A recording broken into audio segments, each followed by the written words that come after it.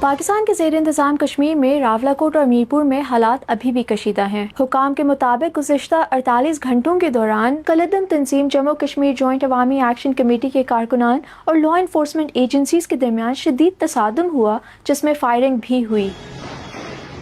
راولاکوٹ میں تاریخ کے مقام پر مظاہرین کی بڑی تعداد موجود ہے اور ڈسٹرکٹ ایڈمنسٹریشن کا کہنا ہے کہ لا انفورسمنٹ ایجنسیز اور پروٹیسٹرز کے درمیان کلیشز اسی جگہ پر ہو رہے ہیں، جبکہ بس ٹرمینل سے بھی آنے والے پروٹیسٹرز کو پیچھے ہٹنے پر مجبور کر دیا گیا ہے۔ ڈسٹرکٹ ایڈمنسٹریشن کا کہنا ہے کہ تاریخ کے مقام پر پچھلے 48 گھنٹوں کے دوران لا انفورسمنٹ ایجنسیز کا ایک اہلکار ہلاک ہوا اور 4 زخمی ہیں، جبکہ 6 پروٹیسٹرز ہلاک ہوئے اور متعدد زخمی ہیں۔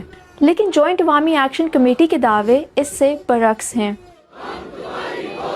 جوائنٹ عوامی ایکشن کمیٹی کا دعویٰ ہے کہ منڈے اور ٹیوزڈے کو راولاکوٹ سے مظفرآباد کی جانب لانگ مارچ کے دوران لا انفورسمنٹ ایجنسیز کے اہلکاروں نے فائرنگ کی، جس سے 12 سے زیادہ کارکن ہلاک ہوئے۔ راولاکوٹ میں کلیشز میں ہلاکتوں کے بعد ٹیوزڈے کو میرپور میں جوائنٹ عوامی ایکشن کے مظاہرین اور پولیس کے درمیان بھی تصادم ہوا،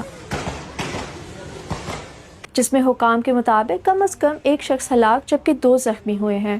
میرپور کے ایک سینئر پولیس آفیسر کا کہنا ہے کہ میرپور میں جوائنٹ عوامی ایکشن کے کارکنان جمع ہو کر دکانیں زبردستی بند کروا رہے تھے۔ پولیس نے انہیں جب روکا تو انہوں نے فائرنگ کر دی۔ اسی دوران مظاہرین میں شامل 1 شخص ہلاک اور 2 زخمی ہو گئے۔ لیکن دوسری جانب جوائنٹ ایکشن کمیٹی کی کور کمیٹی کے ممبر عابد شاہین کا کہنا ہے کہ ان کی تنظیم کے کارکنان راولاکوٹ واقعے میں کارکنوں کی ہلاکت کے خلاف مظاہرہ کرنے کے لیے میرپور کے شہداء چوک میں جمع ہوئے تھے، جہاں لا انفورسمنٹ ایجنسیز نے پروٹیسٹرز پر فائرنگ کر دی اور فائرنگ کے نتیجے میں ان کے 6 کارکن ہلاک ہوئے۔ راولاکوٹ اور میرپور میں ہونے والی ہلاکتوں پر کانٹراڈکٹری کلیمز کیے جا رہے ہیں۔ ہلاکتوں کی تعداد انڈیپینڈنٹلی ویریفائی اس لیے نہیں ہو سکی کیونکہ ان علاقوں تک میڈیا ایکسس بہت مشکل ہے اور انٹرنیٹ سروس بھی بند ہے۔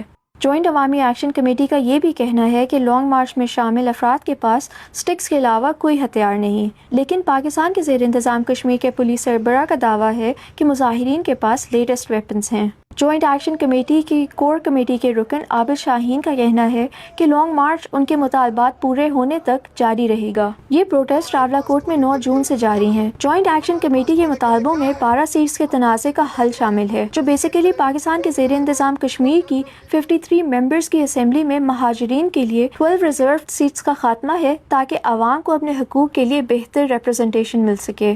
یہ سیٹس جن مہاجرین کے لیے مخصوص ہیں، ان میں سے بہت سے لوگ ریاست میں نہیں رہتے، جس کا مطلب یہ ہے کہ مقامی لوگ ایفیکٹولی ان سیٹس پر الیکشنز نہیں لڑ سکتے۔ دوسرا یہ کہ حکومت جوائنٹ ایکشن کمیٹی کا کالعدم یا بینڈ سٹیٹس ختم کرے اور اس کے کارکنوں کے خلاف قتل، اٹیمپٹڈ مرڈر اور کاؤنٹر ٹیررزم کے تحت جو کیسز درج ہیں وہ فوری طور پر واپس لے۔ اس آرگنائزیشن اور حکومت کے درمیان نیگوسیشنز بھی ہوئیں جو ناکام ہو گئیں۔ اس ساری صورتحال کے دوران پاکستان کے زیر انتظام کشمیر کی قانون ساز اسمبلی کے لیے 3 فیزز میں الیکشنز بھی ہو رہے ہیں، جس کا پہلا فیز 27 جولائی کو میرپور میں ہوا۔ اس الیکشن کا دوسرا راؤنڈ 2 اگست کو ہوگا اور تیسرا 10 اگست کو۔